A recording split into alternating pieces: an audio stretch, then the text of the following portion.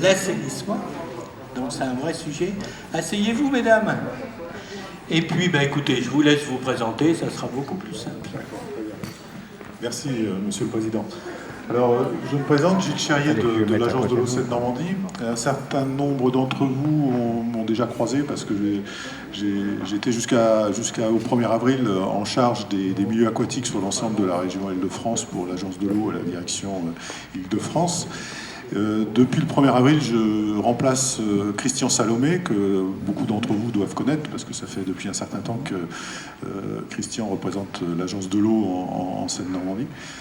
et sur l'Île-de-France. Et donc sur toutes les thématiques, je reprends le flambeau avec toute l'équipe, bien évidemment, je ne suis pas tout seul, pour suivre les travaux sur le secteur. Alors sur le secteur du bassin montois, plus particulièrement, il y a Julien Sereno, que là aussi un certain nombre d'entre vous connaissent, parce qu'il était plus orienté sur tout ce qui était protection de la ressource et eau potable, et qui va en plus récupérer, suite à la réorganisation également, tout ce qui va consister à l'eau potable et l'assainissement sur le secteur de bassin montois, grosso modo le territoire de la Bassée avec le bassin versant de la Voudsy et des affluents rive gauche et rive droite de la Seine sur ce secteur. Donc ça va être votre nouvel interlocuteur qui progressivement vous allez rencontrer sur le territoire. Donc je tenais tout d'abord à remercier le président Monsieur de Normandie, ainsi que l'association et Madame Christine Garneau qui organise cette manifestation, voilà, qui est tout au fond là-bas, qui est encore dans les panneaux. Et donc pour cette manifestation, effectivement, l'Agence de l'eau a été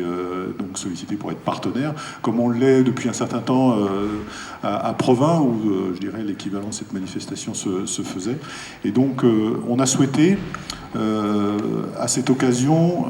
en profiter pour vous parler du 11e programme. Alors, vous savez, un petit rappel pour ceux qui ne connaissent pas les agences de l'eau, donc c'est issu de la loi de 64. La loi de 64, c'est la loi la première loi sur l'eau qui a permis d'instaurer un système, je dirais, incitatif à travers des redevances prélevées sur la facture d'eau et avec une gouvernance par comité de bassin sur l'ensemble des principaux territoires et des grands fleuves français. Et c'est ce qui a institué, je dirais, le modèle de l'eau à la française, comme on a tendance à le dire.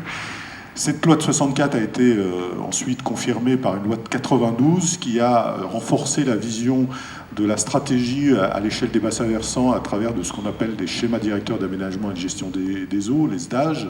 et décliné localement des SAGE, ces schémas d'aménagement et de gestion des eaux. Et donc vous, je dirais, sur le secteur de la Bassée, il y a un SAGE qui est en cours d'élaboration. Donc ce SAGE, je vous le rappelle, c'est créer une commission locale de l'eau, donc un mini parlement de l'eau avec toujours cette représentativité, je dirais, à l'image du comité de bassin qui est une majorité d'élus, des représentants des usagers, donc l'ensemble des acteurs du territoire que sont les industriels, les agriculteurs, les associations, qui doivent représenter donc plus de 30% à l'intérieur de la commission locale de l'eau, et des représentants des services de l'État. J'en profite pour signaler effectivement la particularité des agences de l'eau, la particularité de ces structures. Ce sont des établissements publics de l'État dans lequel l'État n'est pas majoritaire. Et ça crée un peu cette partie très particulière où, je dirais, la majorité du conseil d'administration de l'agence de l'eau est tenue par des élus, ensuite par des usagers, et l'État est minoritaire. Alors, en 2000, la directive cadre européenne sur l'eau est venue, je dirais,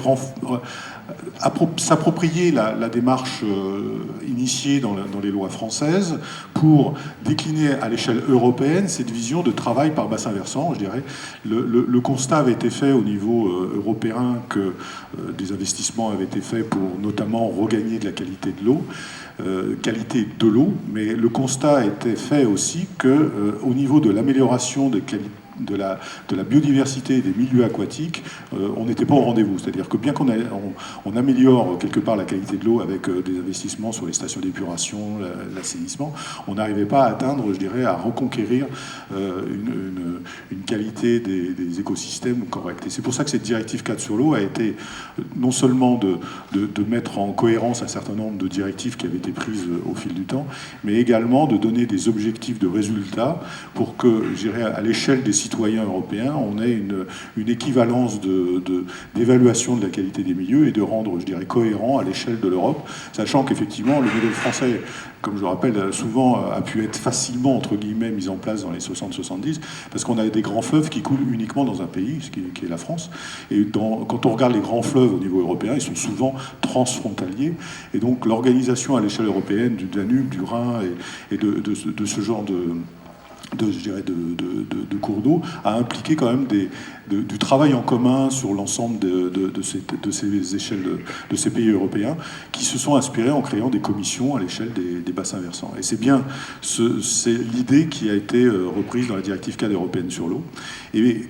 le constat de cette difficulté d'atteindre la qualité des milieux aquatiques en adéquation avec la qualité de l'eau a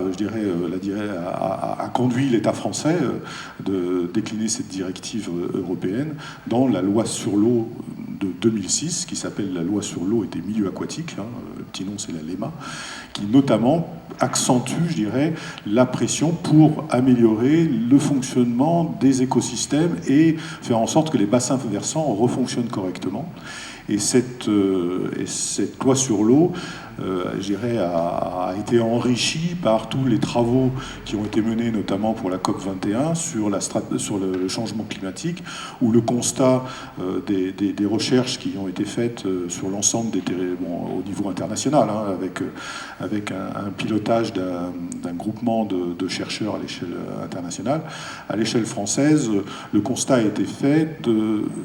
pourquoi pas s'appuyer sur la gouvernance des comités de bassin pour initier et favoriser des stratégies d'adaptation au changement climatique, car l'eau étant souvent au cœur de ce changement climatique, avec des variations qui ont été à l'échelle de notre territoire, notamment du bassin de la Seine. L'analyse qui a été faite par des chercheurs, c'est que nous allons rentrer dans des périodes de grandes variations, c'est-à-dire qu'il y aura